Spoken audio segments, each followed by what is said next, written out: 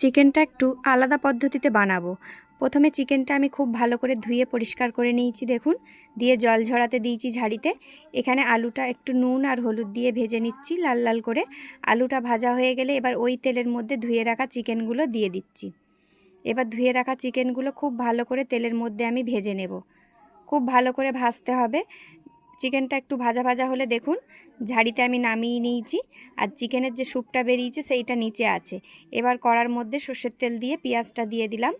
পেঁয়াজের মধ্যে দিচ্ছি গোটা জিরে, শুকনো লঙ্কা আর তেজপাতা ফোড়নে দিচ্ছি। পেঁয়াজটা একটু ভাজা ভাজা হলে এবার আদা রসুন বাটাটা দিয়ে দেব। আদা রসুন বাটাটা দিয়ে এবার পেঁয়াজের সঙ্গে আদা রসুন বাটাটা খুব ভালো করে কষে নেব। এবার কষানো হয়ে গেলে এতে একে একে গুঁড়ো মশলাগুলো দিচ্ছি হলুদ গুঁড়ো, লঙ্কার গুঁড়ো দিয়ে এবার ভেজে রাখা চিকেনটা দিয়ে দিচ্ছি। ভেজে রাখা চিকেনটা এবার মশলার সঙ্গে ভালো করে কষিয়ে নিতে হবে।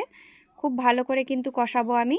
চিকেনটা কিন্তু আমি ছাঁকা তেলেই ভেজেছি, কিন্তু চিকেনের থেকে প্রচুর জল বেরিয়েছে, ওই জলটা আলাদা পাত্রে রাখা আছে। এবার ওই চিকেনের জলটা, মশলা ভালো করে কষানোর পরে চিকেনের জলটা ওর মধ্যে দিয়ে দিলাম।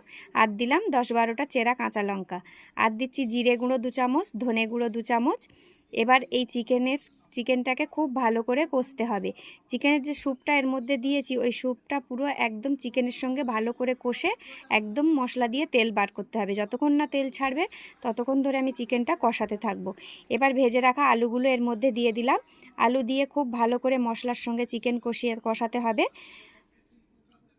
কালার দেখেই আপনারা বুঝতে পাচ্ছেন যে মশলা কতক্ষণ ধরে কষিয়েছি, আর চিকেনের স্যুপ কিন্তু পুরোই শুকনো হয়ে গেছে। খুব ভালো করে শুকনো হওয়ার পরে তারপরেই কিন্তু আমি এতে গরম জল দেব। জল দিয়ে ভালো করে হালকা জালে এবার চিকেনটা সেদ্ধ করে নিতে হবে। ঝোলটা মাখো মাখো হলেই এবার বেটে রাখা গরম মশলাটা উপর থেকে দিয়ে দেব। বেটে রাখা গরম মশলাটা উপর থেকে দিয়ে দিলে একদম ঝোল রেডি। দেখুন চিকেনের লাল লাল ঝোল একদম রেডি হয়ে গেছে। এটা একদম আলাদা পদ্ধতিতে বানিয়েছি।